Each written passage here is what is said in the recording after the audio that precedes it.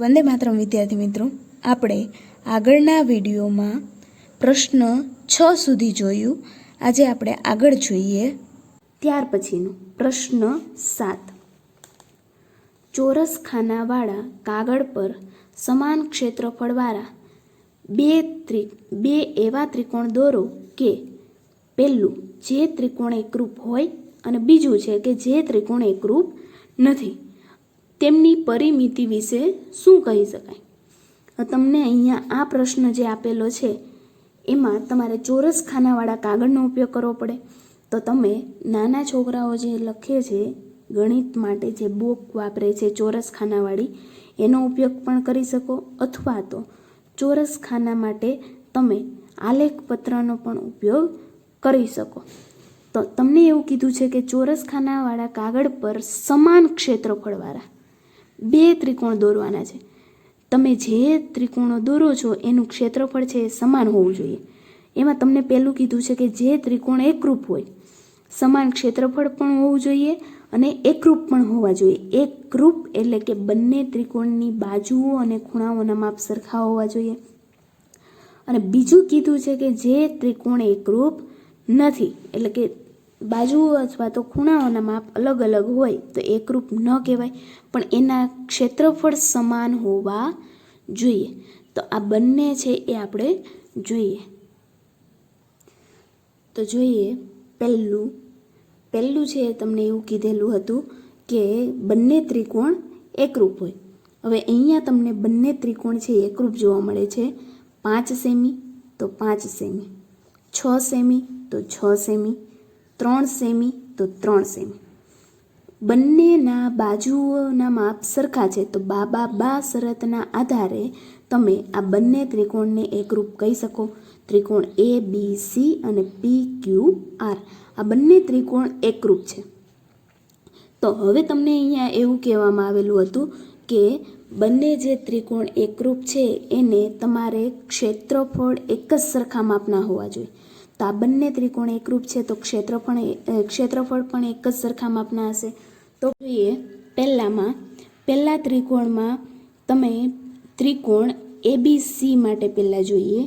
ABC માટે તમારે ક્ષેત્રફળ શોધવું હોય તો તમારે સૂત્ર તમારી પાસે છે. ત્રિકોણ ABCનું ક્ષેત્રફળ બરાબર 1/2 ગુણ્યા પાયો ગુણ્યા વેધ, જે તમે આગળના ધોરણમાં શીખી ગયા છો. આ જે છે એ ત્રિકોણના ક્ષેત્રફળનું સૂત્ર.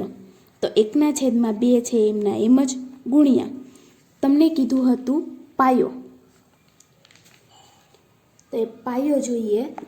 અહીંયા આ જે ત્રિકોણ છે એનો પાયો છે એ 3 સેમી છે અને વેધ એટલે તમારી જે આ કાટખૂણાની જે બાજુ છે એ વેધ થશે. તો વેધ છે એ આવશે 5 સેમી, 3 સેમી અને 5 સેમી. તો જોઈએ અહીંયા 3 સેમી છે એ પાયો અને વેધ છે એ 5 સેમી. ત્યાર પછી સાદું રૂપ આપીએ. અહીંયા 5 ગુણ્યા 3 5 તેરીને 15/2 સેમી. હવે તમારી પાસે જે સંખ્યા છે એના ભાગ ઉડતા હોય તો ઉડાડી દેવાના, અને ન ઉડતા હોય તો તમે પોઈન્ટમાં પણ લખી શકો. તો પોઈન્ટમાં લખવા માટે તમારે ભાગાકાર કરી દેવાનો, અને ભાગાકાર ન કરવો હોય તો તમે ડાયરેક્ટ પણ લખી શકો છો. 7.5 તો બરાબર 7.5 સેમી. આ છે તમને પહેલા ત્રિકોણનું ક્ષેત્રફળ મળેલું છે. હવે બીજું ત્રિકોણ છે ત્રિકોણ PQR, એ પણ સેમ રીતનું છે. તો એના માટે પણ તમને ક્ષેત્રફળ છે એ કેટલું મળશે? ક્ષેત્રફળ બરાબર 1/2 ગુણ્યા પાયો ગુણ્યા વેધ.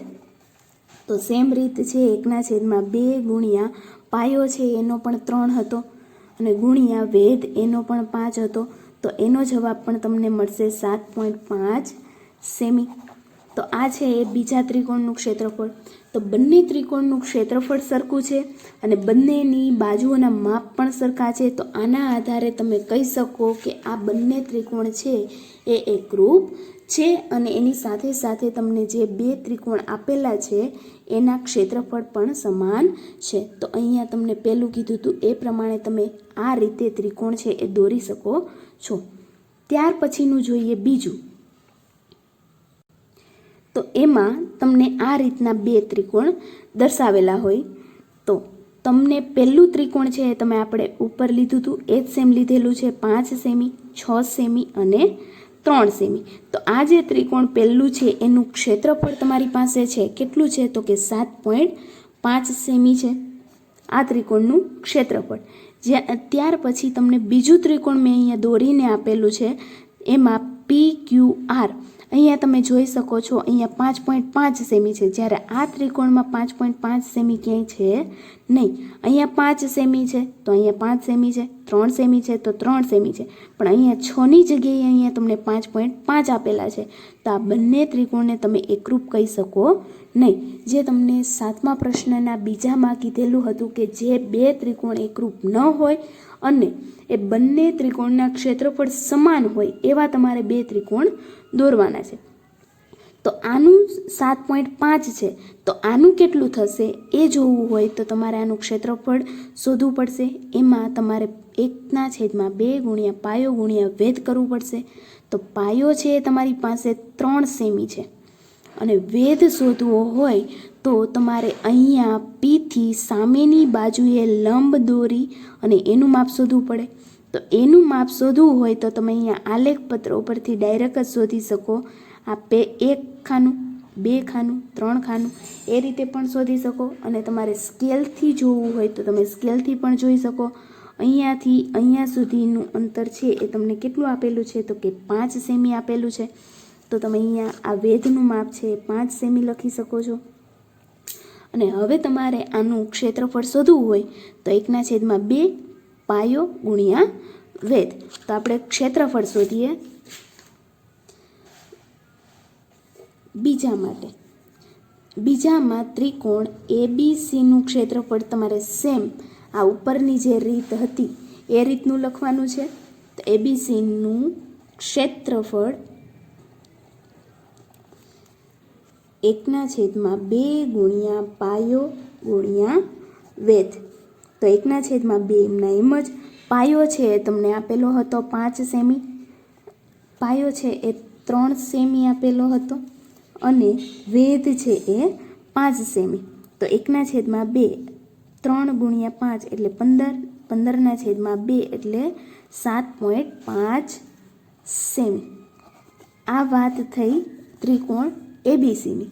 ત્યાર પછી આપણે જોઈએ ત્રિકોણ PQRની. ત્રિકોણ PQR માટે ત્રિકોણ PQRનું ક્ષેત્રફળ બરાબર 1/2 ગુણ્યા પાયો ગુણ્યા વેધ. તો 1/2 એમના એમ જ ગુણ્યા પાયો.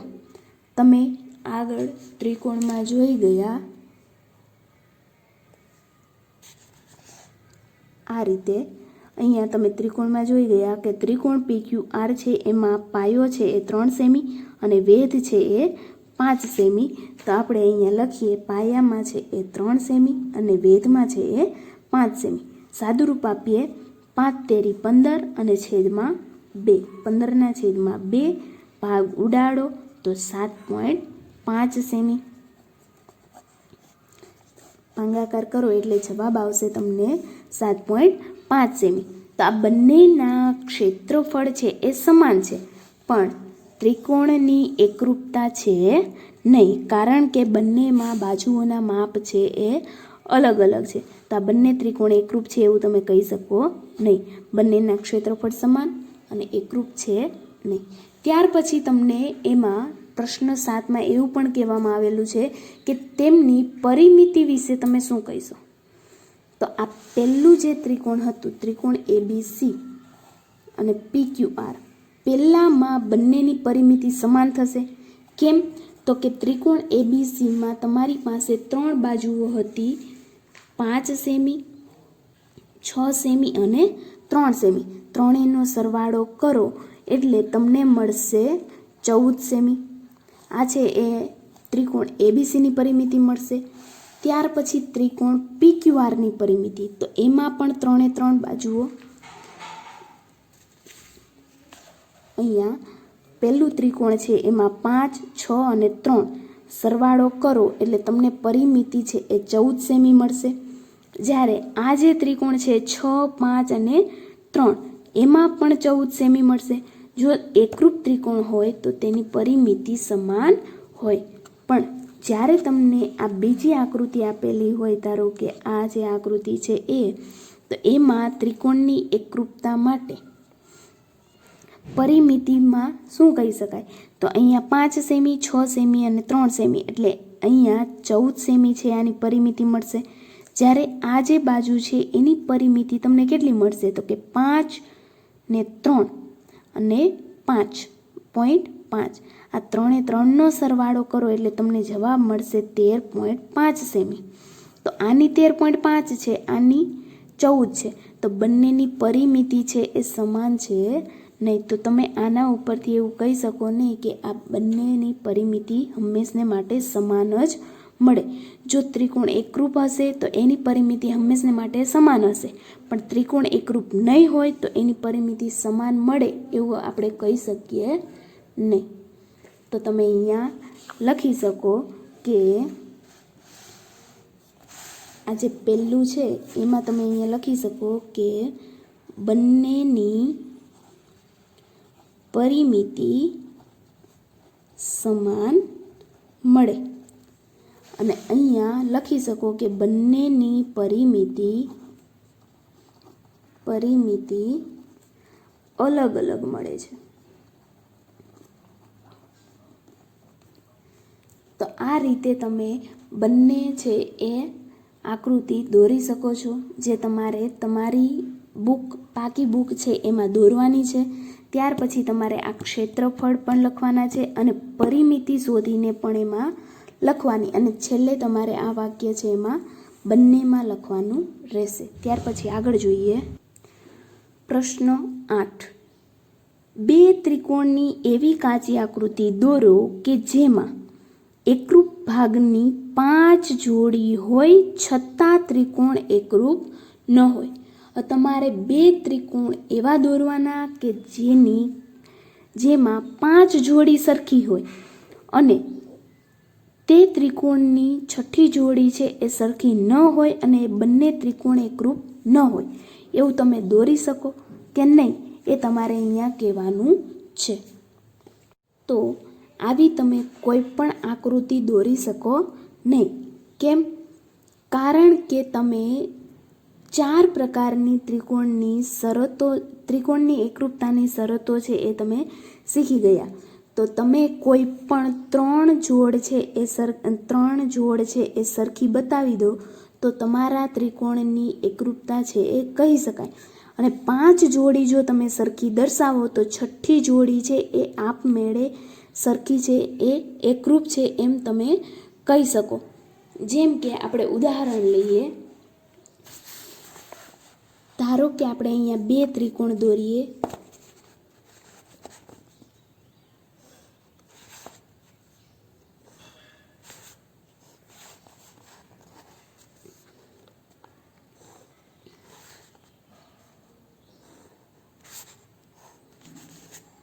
ધારો કે આ 2 ત્રિકોણ ABC અને PQR, આ બંનેમાં આપણે 5 જોડ છે એ સરખી લઈએ. ધારો કે આ જે બાજુ છે એની સામેની આ બાજુ સરખી છે, આ જે બાજુ છે એની સામે આ બાજુ સરખી છે, અને આ જે બાજુ છે એની સાથે આ સરખી છે. અને ત્યાર પછી ખૂણો A છે એ જ ખૂણો P, અને B ખૂણો છે એટલા જ માપનો ખૂણો Q છે. તો આ C ખૂણો તમને ધારો કે નથી આપેલો, તો તમે ત્રિકોણના ત્રણેય ખૂણાના માપનો સરવાળો 180 છે એ પ્રકારે આ ખૂણો છે એ સરખા માપનો છે એવું તમે કહી શકો. કેમ કે તમને 2 ખૂણા એક જ સરખા માપના આપેલા છે, તો ત્રીજો ખૂણો છે એની મેળે એટલે કે જાતે જ તમે એવું કહી શકો કે એ સરખા માપનો છે. કેમ? તો કે ધારો કે આ 30 છે તો આ પણ 30 હોવાનો, આ 40 છે તો આ પણ 40 હોવાનો. તો આ ખૂણો એની જાતે એટલે કે 30 ને 40, 30 ને 40નો તમે સરવાળો કરો તો તમારી પાસે અહીંયા મળે છે 70. 70 બંનેનો 30 + 40 કરો તો તમને મળે 70. અને 180માંથી તમે 70 બાદ કરો તો બાદબાકી કરતાં તમને મળે 110 અંશ. તો આ જે ખૂણો છે એ 110 અંશનો મળી જશે એની મેળે. તો એ જ સેમ રીત આમાં પણ ઉપયોગ થશે, એટલે આ ખૂણો પણ 110નો થવાનો. તો આ જે જોડ છે એની મેળે એટલે કે જાતે એકરૂપ થઈ જશે. તો તમે એક ખૂણો જો ન હોય તો તમે એકરૂપતા છે, એકરૂપ નથી એવું તમે દર્શાવી શકો નહીં. જો તમને અહીંયા ત્રણેય ખૂણા છે એ એકરૂપ કહી દીધા, ધારો કે બીજા આપણે 2 ત્રિકોણ લઈએ, આ રીતના આ 2 ત્રિકોણ છે એ લઈએ ABC અને XYZ. આ 2 ત્રિકોણ લઈએ. અહીંયા તમને એક ખૂણો નહોતો આપેલો, હવે આપણે એક બાજુ ન હોય એવું દોરીએ. ધારો કે તમને આ બાજુ છે એ સમાન આપી છે, એની સાથે આ બાજુ છે, આ જે બાજુ છે એની સાથે આ બાજુ આપેલી છે, આ જે ખૂણો છે એની સાથેનો આ ખૂણો, આ જે ખૂણો છે એની સાથે આ ખૂણો, અને આ જે ખૂણો C છે એની સાથે Z ખૂણો. ત્રણેય ખૂણા સમાન આપેલા છે બંનેમાં, 2 બાજુઓ સમાન આપેલી છે. તો ત્રીજી બાજુ છે એનો તમારે કોઈ જરૂર પડવાની નથી. કેમ? તો કે તમે અહીંયા કોઈ પણ 2 શરતનો ઉપયોગ કરી શકો છો, ખૂ બા ખૂ અથવા તો બા ખૂ બા. બંને શરતથી તમે આ બંને ત્રિકોણને એકરૂપ છે એવું દર્શાવી શકો છો. તો તમારે આ ત્રીજી બાજુની જરૂર પડતી નથી, એની જાતે તમે આ બંને ત્રિકોણ એકરૂપ છે એવું દર્શાવી શકો. જ્યારે તમને અહીંયા એવું કીધું છે કે 2 ત્રિકોણની એવી જોડ દર્શાવવાની કે જેમાં 5 જોડી એકરૂપ હોવા છતાં ત્રિકોણ એકરૂપ ન હોય, તો એવા 2 ત્રિકોણ તમે ક્યારેય પણ દર્શાવી શકો નહીં. તો તમે આના જવાબમાં અહીંયા લખી શકો કે 2 ત્રિકોણોની 5 જોડ, 2 ત્રિકોણોની 5 જોડ એકરૂપ હોવા છતાં બંને ત્રિકોણ એકરૂપ ન હોય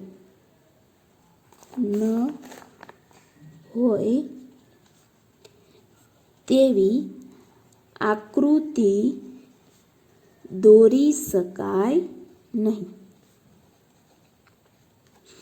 આ પ્રકારની તમે કોઈ પણ ત્રિકોણની આકૃતિ દોરી શકો નહીં. ત્યાર પછીનો 9મો પ્રશ્ન, ત્રિકોણ ABC અને ત્રિકોણ PQR એકરૂપ બને તે માટે અનુરૂપ અંગની વધુ એક જોડ આપો. તમે કઈ શરતનો ઉપયોગ કર્યો? હવે તમને અહીંયા આપેલા છે ત્રિકોણ ABC અને ત્રિકોણ PQR.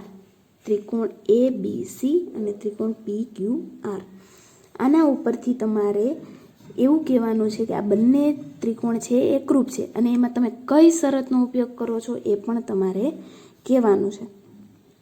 અહીંયા એક ખૂણો જે છે એ જ ખૂણા માપનો Q ખૂણો પણ છે, B અને Q ખૂણો સરખો છે, C અને R ખૂણો પણ સરખો છે. હવે તમારે એક જોડામાં એવી ઉમેરવાની છે કે જેથી આ બંને ત્રિકોણ એકરૂપ છે એવું તમે કહી શકો. તમને 2 ખૂણા આપેલા છે. હવે વિચાર કરો કે ત્રિકોણની એવી કઈ શરતનો ઉપયોગ કરી શકો કે જેમાં 2 ખૂણા આવતા હોય. તો એવી શરત છે ખૂ બા ખૂ, ખૂણો બાજુ ખૂણો. તો આ શરતનો ઉપયોગ કરી અને આ બંને ત્રિકોણને તમે એકરૂપ કહી શકો. એટલે તમારે BC બાજુ અને QR બાજુ સરખી મળવી જોઈએ તો જ તમે આ બંને ત્રિકોણને એકરૂપ કહી શકો. તો તમે અહીંયા લખી શકો છો પ્રશ્ન 9માં પ્રશ્ન 9 એમાં લખી શકાય કે ત્રિકોણ ABC એકરૂપ ત્રિકોણ PQR બતાવવા માટે તમને ખૂણો B બરાબર ખૂણો Q આપેલો છે અને એની સાથે સાથે ખૂણો C બરાબર ખૂણો R આપેલો છે. બંને ખૂણા તમને એકરૂપ દર્શાવેલા છે. B સાથે Q અને C સાથે R આપેલો છે. તો બંને ત્રિકોણ એકરૂપ દર્શાવવા માટે તેથી BC બરાબર QR જોડીની જરૂર પડે. જો તમે આ બાજુ છે એ સરખી દર્શાવી દો તો તમારી પાસે જે ત્રિકોણ છે એ એકરૂપ કહી શકાય. તો તમે અહીંયા લખી શકો કે આ બે બાજુઓ જો સરખી હોય તો એટલે કે આમ ખૂબાખૂ શરતના આધારે ત્રિકોણ ABC એકરૂપ ત્રિકોણ PQR દર્શાવી શકાય. તો આ રીતે તમે આ જવાબ લખી શકો છો. ત્યાર પછી આગળ જોઈએ છેલ્લો પ્રશ્ન 10. સમજાવો ત્રિકોણ ABC એકરૂપ ત્રિકોણ FED શા માટે છે? તમને અહીંયા જે બે ત્રિકોણ આપેલા છે ત્રિકોણ ABC અને ત્રિકોણ DEF અથવા તો FED એકરૂપ શા માટે છે? તો તમને અહીંયા જે આકૃતિ દર્શાવેલી છે એના ઉપરથી તમે કહી શકો. કઈ રીતે? તો કે A ખૂણો છે એના જેવો જ તમને F ખૂણો છે. B ખૂણો છે એ તમને કાટખૂણો દર્શાવેલો છે એના જેવો જ E ખૂણો પણ છે. અને અહીંયા બાજુ BC છે એ આપેલી છે તો અહીંયા ED બાજુ પણ આપેલી છે. તો આમાં તમે કઈ રીતે એકરૂપતા દર્શાવી શકો? અહીંયા તમારે આ બંને ત્રિકોણ છે એકરૂપ છે એવું દર્શાવવાનું છે અને કઈ શરતનો ઉપયોગ કરો છો એ પણ કહેવાનું છે. તમને અહીંયા બે ખૂણા આપેલા છે તો ત્રીજો ખૂણો છે એની મેળે એકરૂપ છે એવું તમે કહી શકો. કેમ કે આપણે આગળના પ્રશ્નમાં આ જે પ્રશ્ન હતો એમાં તમે શીખી ગયા કે જ્યારે પણ તમને બે ખૂણા એકરૂપ આપેલા હોય તો ત્રીજો ખૂણો એની મેળે જ એકરૂપ છે એવું તમે કહી શકો. કેમ કે 180માંથી તમે આ બંનેનો સરવાળો બાદ કરો તો તમને બંનેમાં જવાબ સરખા મળશે. તો આ C ખૂણો અને D ખૂણો બંને પણ એકરૂપ છે એવું તમે કહી શકો. ત્યાર પછી એ બંને એકરૂપ છે એક કીધા પછી તમે એવી કઈ શરતનો ઉપયોગ કરશો આમાં? તો કે ખૂણો, બાજુ અને ખૂણો એટલે કે ખૂબાખૂ શરતનો ઉપયોગ કરી અને આ બંને ત્રિકોણને તમે એકરૂપ કહી શકો છો. પ્રશ્ન 10. ત્રિકોણ ABC એકરૂપ ત્રિકોણ FED માટે બંનેને એકરૂપ દર્શાવવા હોય તો તમારી પાસે જે આપેલું હતું એ પહેલાં લખવાનું. અહીંયા આપેલું હતું ખૂણો B એકરૂપ ખૂણો તમને કયો આપેલો હતો? તો કે E. તો ખૂણો B એકરૂપ ખૂણો E. ત્યાર પછી તમને આપેલું હતું ખૂણો A એકરૂપ ખૂણો F. ખૂણો A એકરૂપ ખૂણો F. આ બંને સરખા આપેલા છે તો તમે ત્રીજો ખૂણો C એકરૂપ ખૂણો D છે એ લખી શકો છો. શા કારણે? તો તમે અહીંયા લખી શકો કે બંને ત્રિકોણના ત્રીજા ખૂણાના માપ